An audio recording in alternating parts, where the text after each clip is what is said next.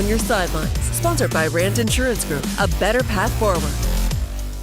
Welcome to the Week 4 edition of 13 on Your Sidelines, presented by Rant Insurance Group. I'm Mark Skoll Jr. And I'm Nate Bell. Jamal Spencer is off tonight. But now when Grand Rapids Union and Reese Puffer faced off last year, it was an instant classic. And heading into our 13 on Your Sidelines game of the week, both teams are much improved this year. The Rockets are looking for their best start in 5 years, and the Redhawks are looking to go 4-0 for the first time since 1993. This one didn't disappoint. Let's get to it. First quarter, Rockets down 7-zip. Brady Ross hands it to Brody Johnson. He almost loses it, but he holds on as he tiptoes down the sideline and in.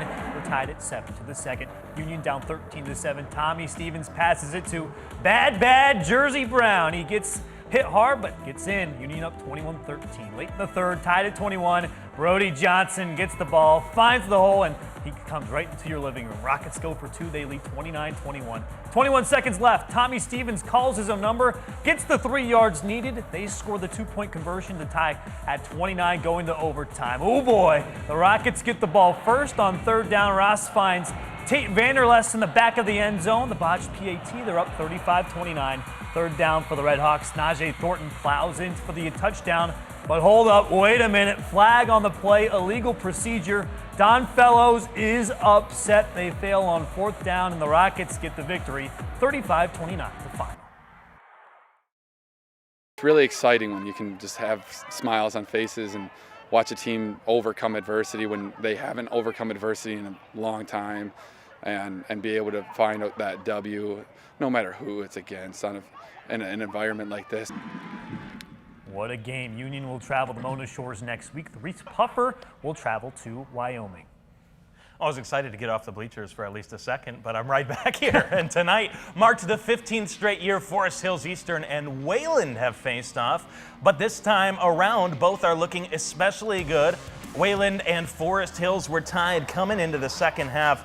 Crowd was into it, but Forest Hills had the pedal to the metal right here. We got a good rushing play to put them in a great spot for a touchdown. Once they got down the field, they had to pass to Colin Friedsma, who's going to turn on the Jets, take it all the way, the Hawks. My alma mater, by the way, like to see this score here. Oh, come on, Mark. They go up 21-14. After the score, they'd get the ball back after a fumble from Wayland. It didn't help much, though, because Wayland was able to get a safety out of the Hawks. The little score didn't help them in the end enough. Those 2 points not going to do it. Forest Hills Eastern, all right, baby, beats Wayland 35-16. Also in the OK Gold, Cedar Springs facing South Christian, looking to get in the win column after a heartbreaking loss last week. Halfway through the third, South Christian on the 6-yard handoff to Nate Brinks. I always love when I get a Nate on there. They're great. Making it 28-6, South Christian. Fourth quarter, Cedar Springs on 4th and 17 from the 27. Ryan West drops back to pass, but keeps it. Runs for the first down, still in the fourth. Last effort for Cedar Springs here on the 7-yard line, but it would be the South Christian defense making the stand. South Christian picking up the win, 28-6. Now, two of the OK White top teams faced off tonight as Byron Center traveled to Lowell. Matt Gard joins us now from the control room with the highlights. Matt. Well, Mark, it may be too early to say Lowell is back, but the Red Arrows are in great shape. Coming into tonight, they were undefeated and chasing their first winning season since 2017. Arrows off to a good start tonight, too. Jackson Ricebig takes the opening drive, touchdown. OK White's leading individual scorer makes it 7-zip. Still in the first, tied 7-7.